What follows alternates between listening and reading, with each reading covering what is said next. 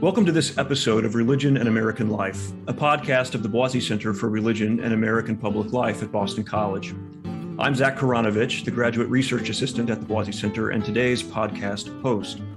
This podcast is the newest initiative in the Boisi Center's commitment to connecting a community of scholars, policymakers, media, and religious leaders in conversation and scholarly reflection around issues at the intersection of religion and American public life.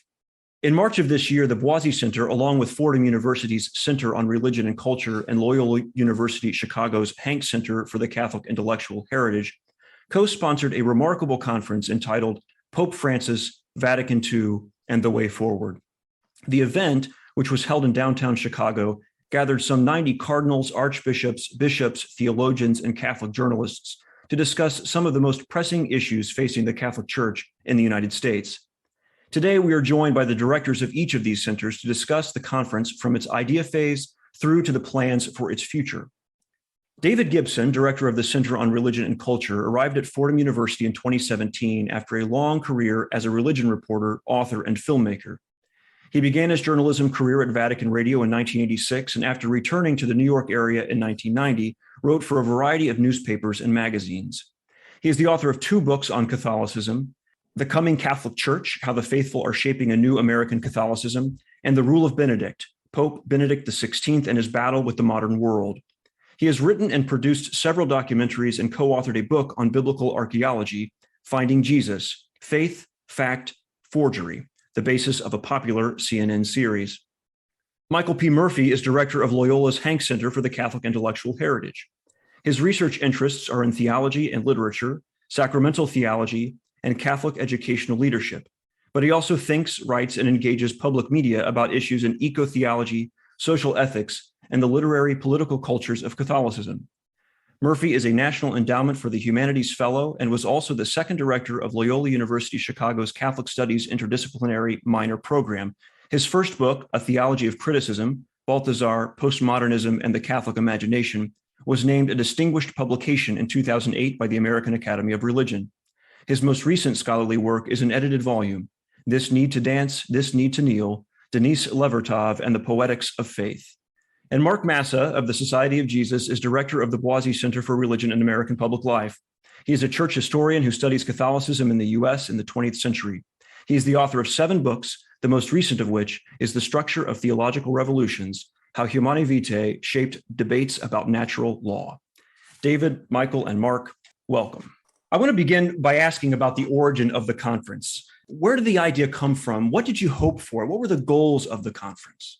In August of 21, Michael Sean Winters, a quite distinguished journalist and a writer at the National Catholic Reporter and a sort of a public Catholic intellectual, emailed me and he said, why don't we get together at halfway between us? Michael Sean lives in Connecticut. I live in Boston. So why don't we get together and talk about an idea I had? I said, fine. So we got together for lunch at Sturbridge Village. And he said, I think it's time for theologians to start talking in a serious way with bishops. I said, well, Michael Sean, this is not a new idea. The Cardinal Archbishop of Chicago, several decades ago, Joe Bernardine, started a quite ambitious undertaking called Common Ground. And in that, he gathered a much larger group than we eventually did, people from all the wings, the political wings of the church. He said, yes, and it didn't work. It didn't work because it was too big. And the people from the wings who were invited were too far away from each other. And it never really went anywhere. It was ambitious. It had wonderful people belonging to it, very smart theologians, very good bishops. It didn't go anywhere. So I said, fine. I can't do this alone. And he said, I know exactly who you should ask. And Michael Sean is somebody who sort of knows quite definitely what he wants. So he said, we should ask David Gibson and Michael Murphy, who run quite distinguished centers at their respective universities, Fordham and Loyola University of Chicago. And that was how the thing began. David, Michael, when you got that call, how did you respond? What were your thoughts? Did you have any hesitation? Were you eager to jump in? Did you have doubts, hopes? Well, it was exciting, quite honestly. I'm so sensitive to, I guess like every American is, what's the political profile of this prospective gathering? And I thought to myself, well, I've been thinking about these questions quite a lot. We had the Hank Center had begun a series called the Cardinal Bernardine Common Cause Lecture Series that was in no way meant to replace the Common Ground Initiative, but we were trying to get back to depolarizing how we could and really inhabiting the very demanding work of dialogical relationships with people, especially in the church. So all those things were swirling. And I'd known Michael Sean from a couple of things we've done together before. And then when he mentioned Father Massa and David Gibson, I thought, I think this could be really good. So I was all for it. I had some, for me, how to put this. I try to be Catholic and I seek after the whole. So politically, I fashion myself as some kind of radical centrist without being weaselly about it. So I was hoping for that kind of representation in our conversation. A radical centrist without being weaselly about it. That's how I'd like to describe myself. But, is there that kind of radical center and not weaselly? That was my initial reaction. This is a terrific idea. It's absolutely necessary. And it seems impossible. It doesn't seem possible. And again, the essential good intentions, but not really carried through Common Ground Initiative and various things, I think put us off of that. And of course, the polarization within the church and within the hierarchy, can lead one to a bit of pessimism, frankly, at least someone like me, who's as a career journalist is a default cynic, if not skeptic. So, I thought it was a great idea and very necessary, but how is this really going to happen? And, then we contacted a couple of senior churchmen, namely Cardinal Supich, who was thought it was also a great idea and really got behind it. And that's when I thought maybe something can really happen. I mean, it's given the nature of the polarization in the U.S. Catholic Church in particular, but the church globally also, there are obviously a number of hurdles that you had to overcome, not only in your own sort of construction of the makeup of the attendees, but also the topics that you covered in conversation. I mean, there's a plethora. I mean, there's so many topics could be discussed at a conference like this, where we're engaging the hierarchy and theologians. How did you decide what topics to discuss? I have come to the conclusion that my good friend Massimo Fagioli, who's a famous theologian at Villanova University, his theory for several years now has been that opposition to Pope Francis in the United States, which is quite broad among American bishops, that opposition to Pope Francis is really related to questions about Vatican II and maybe even opposition to Vatican II. So I went into this with the idea that if we can assemble a bunch of very smart theologians and very good centrist bishops, and maybe make that link clear and work it out how opposition to the current Pope is really opposition to Vatican II and the reforms of Vatican II. Not all the reforms of Vatican II, but some of the reforms of Vatican II. If we could do that, then I think we've won a big battle. If we could emerge from this conference with just that, that's a pretty big thing. I think there's also a question of, as Mike Murphy said, not being weaselly and naming the problem and addressing the problem head on, not trying to organize some conference that would gather people together to talk sideways, to enter through a side door about some side issue that we all might have a chance of agreeing on, but really naming the problem, which is, most immediately the opposition to Pope Francis, which is, quite dire. It's something, we really hadn't seen ever before, I think. But also, again, as Mark said, behind that, it's opposition to really the council, the Second Vatican Council, and naming it, but not being too in your face. It's also an opportunity to talk about, it's a conference on ecclesiology. It's really, what are we as a church? How are we to be as a church? And while we name the neuralgic issue, it's in a frame that should allow as wide a door as possible. If we all can't talk about who we are and what we are as a church, then we're really in trouble. And my cynicism is justified, but in fact, it wasn't. It did move ahead. I find it astonishing the resistance to Pope Francis's papacy that's bloomed more dramatically. In the first years, we do interviews, and all of us, about how refreshing Pope Francis was. Then all of a sudden, something happened, right? This campesino from the edges of the earth has come in, this Jesuit interloper. And I thought to myself, I'm just pious enough to believe the Holy Spirit knows what the Holy Spirit's doing with John Paul II, with Benedict XVI, with Pope Francis. So, and I want to retain my epithets of being Catholic. So what I want to do was to find what kind of Catholics are pushing back. And so we found something right away. I'll give you one example of our panel, was this distortion of, John Paul II. John Paul II has some things and there's so many things I love about his phenomenology. For me is very helpful, but I have some things I would critique.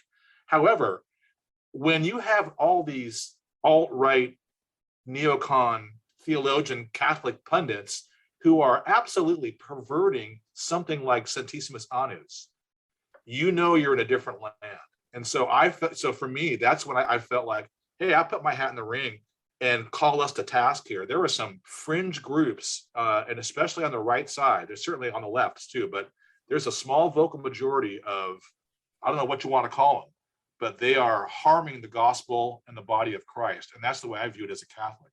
What you're pointing to, Michael, is a sort of a larger problem that the Catholic Church is facing. I think in particular in the United States, Catholic Twitter is its own universe, and everyone there can find some sort of support for their own arguments, their own positions. And many folks are unwilling to cross those lines into quote unquote enemy territory to find an answer that might challenge them. Basically unwilling to go to that larger connecting identity, which is their Catholic identity, to such a degree that we're beginning to think twice about our acceptance or the validity of Pope Francis or the papacy, the person who fills that spot currently. Central among the concerns for this conference was ensuring that the folks around the table were willing to have a conversation, even if there was disagreement. How did you go about constructing that invitation list? Mircea Eliade, who's the great theologian at the University of Chicago, Mircea Eliade said that the opposite of Catholic is not Protestant, but sectarian. Sectarian is the opposite of Catholic. Catholic is the big tent. It's the public faith, okay? Part of the problem in the U.S. church, and I think that's a big problem, is there's a lot of sectarianism masquerading as the Catholic tradition. And one of my good friends here who teaches in the theology department has said, anybody with a copy of the catechism and an internet connection and a badass attitude can now be a theologian for the Catholic Church. And they can post anything on a blog as somehow the official voice of Catholicism. And no one has designated them to be that voice. So I think part of the problem of picking the bishops was, how do we invite prelates who really understand, appreciate, and are committed to the big tent idea of Catholicism?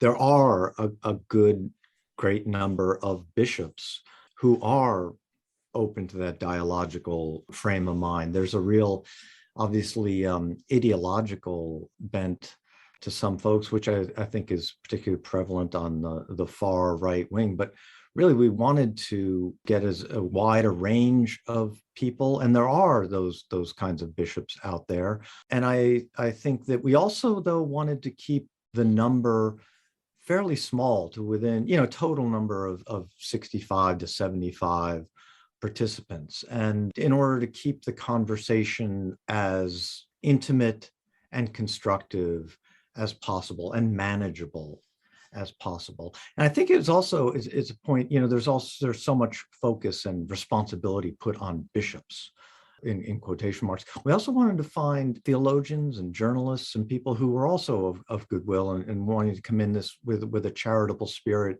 and an open mind in the truly Catholic approach, as Mark said. I agree. And it was a lot of fun to talk about it. And we were mainly asystematic. I think David's right when he says we're looking for dialogical personalities, I suppose. And the first thing to say is, like, are you going to find some kind of like some radical lefty renegade bishop out there? I mean, the bishops they're their center, they're almost to the point of being boring. Now, we do have some things that are evolving, especially with the recent weaponizing the Eucharist again. We can point to that. There's something there about that, and it's an old pathology or something. But these bishops, they're very moderate people. We want them to be more alive and feel supported by theologians to support this phase 2 of Vatican II. I think we really are moving into, after 50 years, moving into the second phase of its reception, and that's all that Francis is doing. So when I think about selecting the bishops, and I knew a few, between all of us, we knew a few, then we met more. It's wonderful. We had to control a number because otherwise it's not going to work. And we did that. And then we wanted to kind of, invite all kinds of styles, but all of them were willing to engage. And if I say one bit of success, if not to jump, but that's what really hit them. These bishops, to a person, they felt energized. There was a need out there they probably couldn't name.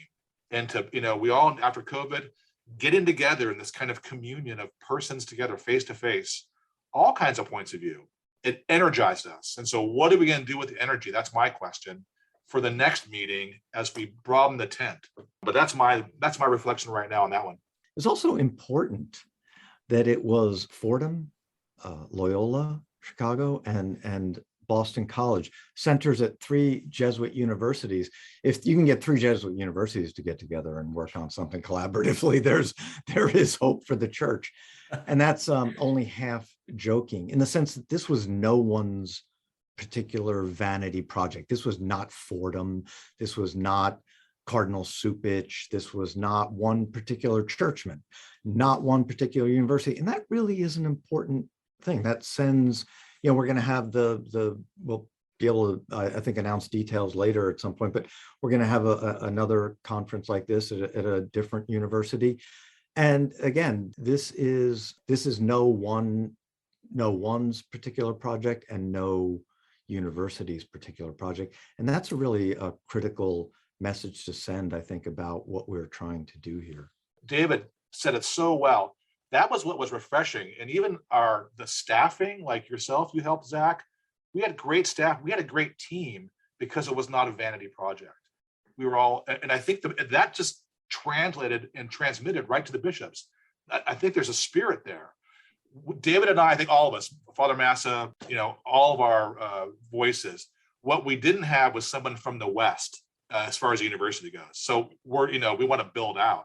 I'm from California. We had some California people, some West Coast people in the mix, but we're so mindful of what's missing that we're excited about growing it out under that spirit.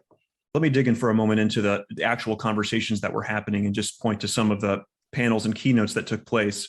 The conference started off with a keynote from Massimo Fagioli, who Mark referenced earlier from Villanova, in a keynote entitled "Opposition to Francis, Rooted in Abandonment of Vatican II as Source of Renewal." Mark and Michael participated in a panel on distorted receptions of Vatican II with Megan Clark from St. John's University. David participated in a panel on the media entitled "The Money, Media, and Networks That Oppose Pope Francis" with Kim Daniels from Georgetown and Heidi Schlump from NCR, the National Catholic Reporter. Keynotes also included M. Therese Lysot from Loyola Chicago, as well as some reflections from Cardinal Tobin, another panel that included Bishop Danny Flores of the Diocese of Brownsville, Christine Führer-Hinze from Fordham, Damon Silvers from the AFL-CIO, another keynote, which was of great importance, from Archbishop Miguel Cabrejos, the president of Salem, whose presentation was entitled "The Latino Experience of Synodality," but was presented by Archbishop Roberto Gonzalez from Puerto Rico.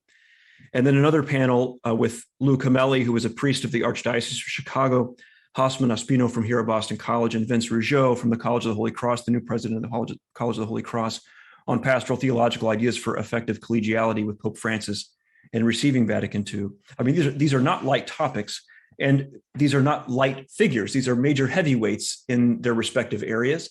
I'm wondering, now that you've had some time to let these ideas and the information shared and the discussions that happened, what insights emerged during the conference for you? What are the lasting insights that you've taken from the conference? The 3 of us had a powwow at the end of the first day on Friday.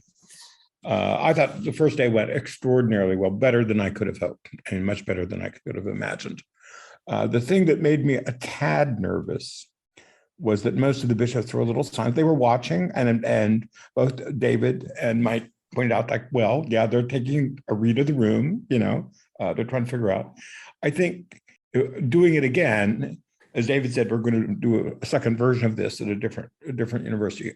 I think I would have, if I'd gone into that knowing what I know now, I think I would have asked for more bishops on panels. I think they might have at least at first objected to that, because I think they were trying to get a sense of what we were about. I think they were doing that understandably. I think they left very comfortable with what we were talking about, with these very high level intellectuals, both bishops and theologians.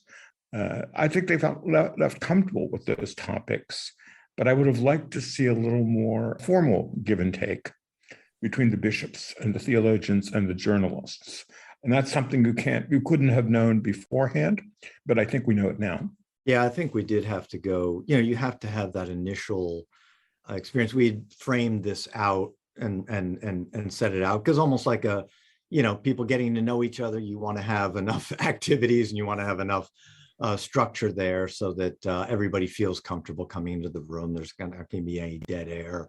And you can't get there from here. I think you had to have this type of conference. There were good conversations. They were mainly, I think, in the, over in the Murmuratio over coffee and cocktails and things like that. And I think Mark is exactly right that a future conference will have more opportunity for open discussion and back and forth.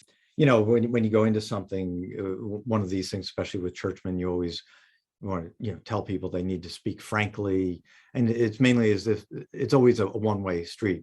You need to speak frankly to the bishops, but I always want to say, look, the bishops should be open to speaking frankly to us as well. Everybody needs to speak frankly, parrhesia, as Pope Francis has said, openly and honestly, and with charity, but certainly honestly. And there kind of was a feeling out sort of process where you needed to get comfortable to do that, no matter how much you're encouraged to do it. So I think we can aim for that, and I think that is going to happen down the line. The great lesson I took away from this is the lesson I've taken away from every meeting, every synod under Pope Francis. I've been lucky to attend almost all of them, except for a couple of them. And this was a kind of exercise in synodality and a kind of mini council. And what is so important, which John O'Malley, the historian of the council, Joe Kamonchak, said in a recent interview in Commonweal, was the experience of Vatican II was as important. It marked the people who were there, and then they transmitted that. That's what's the experience, the in-person experience of synods under Pope Francis has been so important to me. I mean, walking away from that, and this was the same thing. The experience of being there in the room is something that you can't imitate, certainly on Zoom or in any other fashion, and experience that we need to keep alive, in my view. Let me ask one quick question, and I'll throw this in, and just to flesh the question out a bit.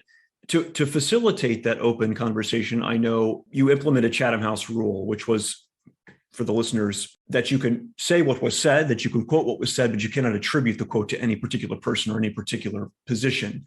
I'm assuming that had a fairly significant role in allowing for that actual conversation to take place, for bishops to speak and for theologians to speak and for journalists to speak in a way that was disarming or unarmed. We were mindful of all this, and Chatham House rules speak to it. It sounds a little bit cloak and dagger or something, It's not.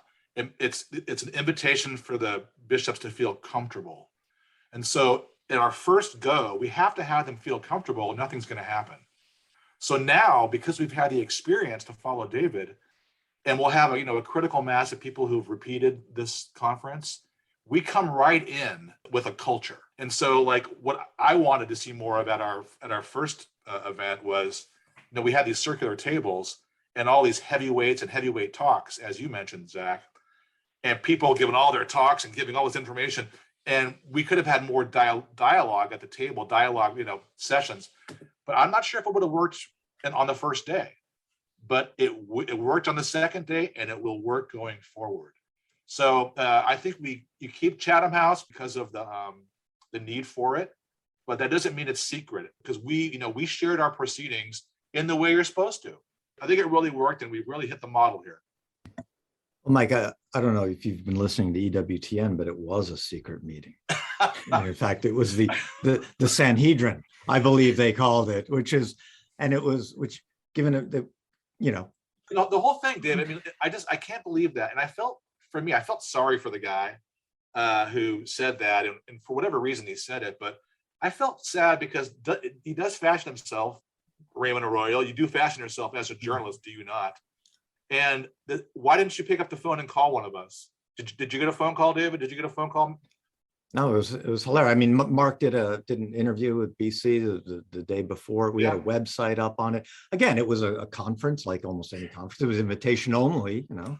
And also, we had a big mass in the middle of the conference in the Cathedral Church of the Archdiocese, presided over by the Cardinal Archbishop of Chicago. Like, how secret could it possibly be? I mean, Raymond Arroyo made it sound like we were meeting in the basement of Loyola Chicago. Like, there was this kind of, the reaction to it again is in a serious way was kind of astounding, but also telling. You know, that spoke to the need for this kind of conversation to get to, again, we had that panel, as you said, Zach, on the media, which I think is as crucial as anything, because you know, the reason the council and Pope Francis' ministry is not being received is so often because of a media filter, which is a very, you know, oppositional right-wing media filter. And we explored that. And I think that's important to do. It's not necessarily a theological or one of the deeper ecclesiological discussions that we had, which were so informative, but it is a very practical and pragmatic reality. But I think it's, you know, again, this reaction, there were all these kind of outraged articles written about it, and we all kept texting each other. It's like, why didn't anybody call us? We would have talked to them quite on the record and very happily about it. But I do think, you know, the Chatham House rules did allow for, you know, people to be frank and unabashed. And at the same time, while people said very insightful things and very honest things, there was nothing that anyone said that nobody didn't really know before. You know, honestly, it was just good to exchange, again, being in person and exchanging those views. But I don't think anything was said that you wouldn't put your name to. I had one of the lunches, I was sitting next to a bishop and I said, how do the conversations here, I think it was Saturday on the second day, how do these conversations compare to conversations when the bishops meet at the U.S. Catholic Conference? He said, oh, these are much better. These are honest and clear. There's no obfuscating. There's no posturing. People are being honest. I fell off my chair. And he said, the bishops are coming to feel they can trust this process and they want to talk about it. So I was very gratified. In fact, when I forget which one of the other two sent me the Raymond Arroyo podcast, but when I heard that we were organizing the secret Sanhedrin in Chicago, I said, I'm going to use that in my faculty activity report this year. Like, I didn't think I had that kind of power. Obviously, you're detailing some of the existence of some negative press from folks who you would be more than happy to speak to. Obviously, negative press was not all that you got. You got a lot of positive feedback as well. Can you speak to some of the positive outcomes of this, as far as the feedback from participants, the feedback from other organizations or outlets or others that you've heard from?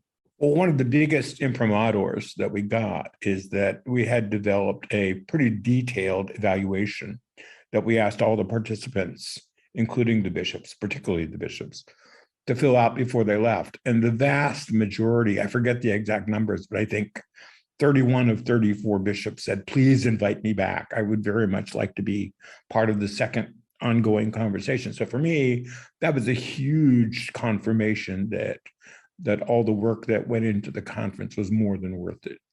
We are dialogical personalities and we'll take on all comers. I mean, there's the credibility of the church and this ecclesiology that comes out of Vatican II, what the Holy Spirit's trying to do, the synodal moment. I mean, what else? This is the most normative kind of thing you could be doing. And so, yeah, I think that for me stands out. And, you know, Father Mark's talking about how comfortable the bishops were.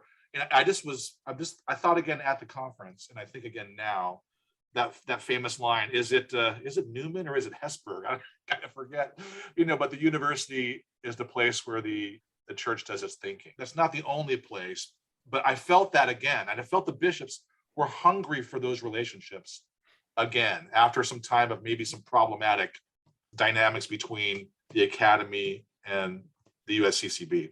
Yeah, I think I'd just jump in real quick and just say that it was, very, very positively reviewed. And I mean, there were articles about it that were very positive, and so many people pinging me later saying, invite me to the next one, and I think people would love to, and we'll mix things up to various degrees. But it was, but again, I just go back to the personal, responses of bishops, theologians, the participants who were there in the room, which again, I do think radiates out.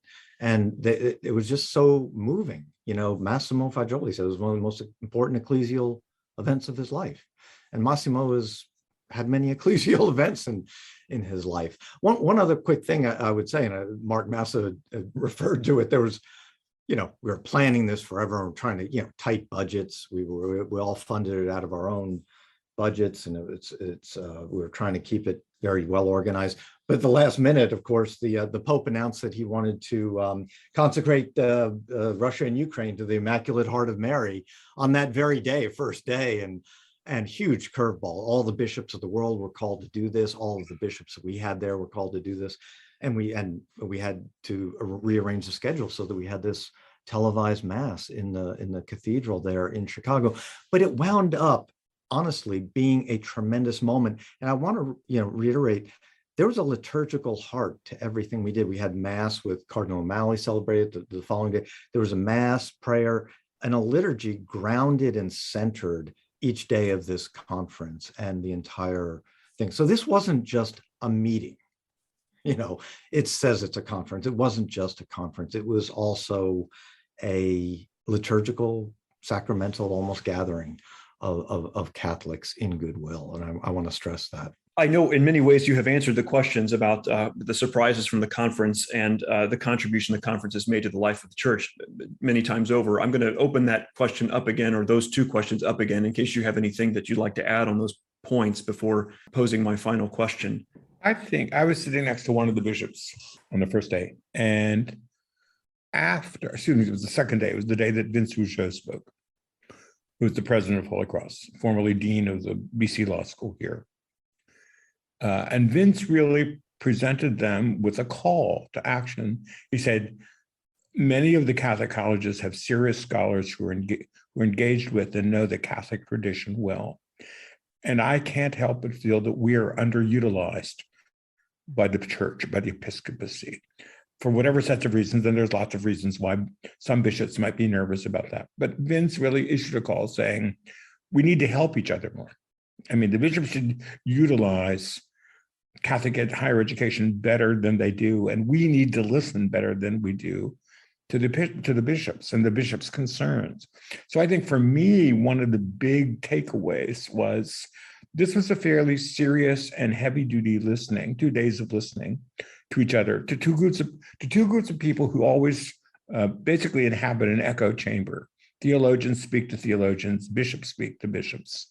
This is an attempt to break out of that. It's just the beginning of breaking out of that.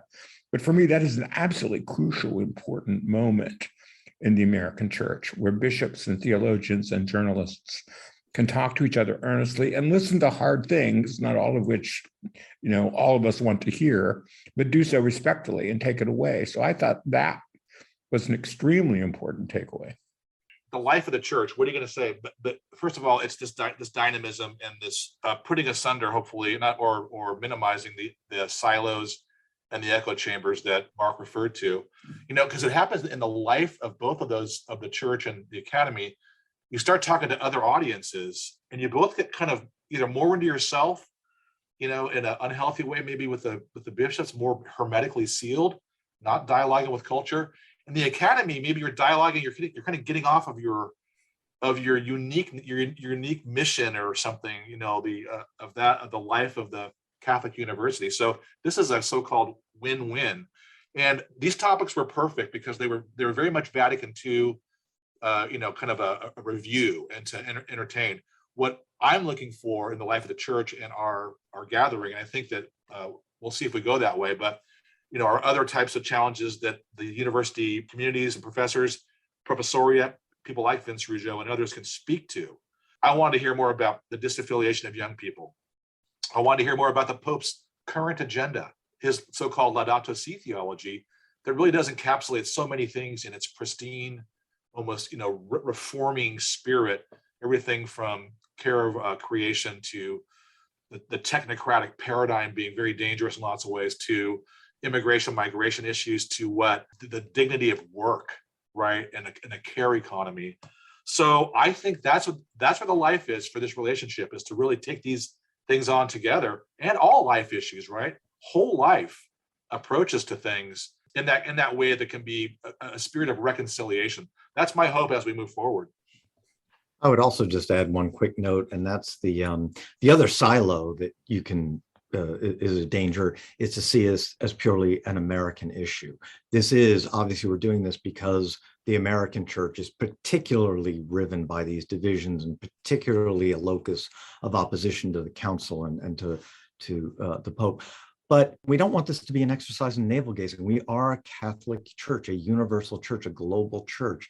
And it was critically important, I think, to note that we had Archbishop Cabrejos, the head of Salem, to talk about the Latino experience. We need to embed the American Catholic experience within the larger global experience, which is so variegated and so different. And, and again, not just to be navel gazing and just to ruminate on our own problems, but to find hope and inspiration in the experience of others. And I think in doing so, we can get out of ourselves and we can get out of this logjam. Each of you have mentioned, or a couple of times have been mentioned, the future meetings. What does the future hold? What is the way forward for this particular conference gathering? I think there are two big ticket items that are obvious for the next meeting. One is Laudato Si, ecological crisis that the Pope has asked the church to address in a more profound way. And the other one is the question of synodality, which is the particular concern of the Pope and of the bishops this coming year. This coming year will be a year focused on the question of synodality and how the church can better govern itself and understand itself using synodality. So from my point of view, it seems to me that those two are the obvious topics. They're both immense topics and complicated topics, but I think that's where our conversation has been, what to do on it. We detect a lot of energy from all kinds of people to support us, so that's good news. But as far as the topic goes, that's what Mark's just said it. I do want to also second what David was speaking about, a global engagement. We had Sister Natalie Beckhart. I can say names. She's from the Synodal Working Group under Cardinal Grech, and she's very important. And she spoke her mind beautifully at another cosmopolitan global voice. The Papal Nuncio, Father Pierre, was incredibly laudatory of our time together. But I think we're moving towards synodality as our way in for the next one, for obvious reasons, and it might just be the thing itself that demands it. Right? This really is an expression, to echo what David is saying about liturgical kind of engraced situation. I think this is what the Holy Spirit's calling us to be prayerful about it and to keep that listening posture front and center as we find out more what this group's going to do. But that's my 2 cents on that, Zach. And I would just say amen to all of that. Yes. I would like to say that having been there, this has still been an insightful and informative conversation. I'm glad we could do it. I'd like to offer my thanks to David and to Michael and to Mark for joining me for this conversation and for agreeing to be interviewed for this podcast and to have a conversation with one another on a topic that they've had a conversation with one another about weekly for the last year and a half. So it's old news, but it's new to a lot of our listeners. So thank each and every one of you, and thanks to our listeners. And we look forward to what the future holds for the way forward. Thank you, Zach. We couldn't have done it without you, my friend. Thank you. You're too kind.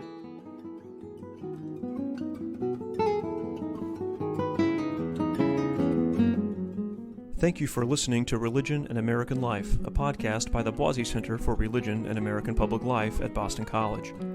For more information on the work of the Boisi Center, the center's schedule of events, or to listen to other episodes of this podcast, please visit our website at bc.edu/Boisi.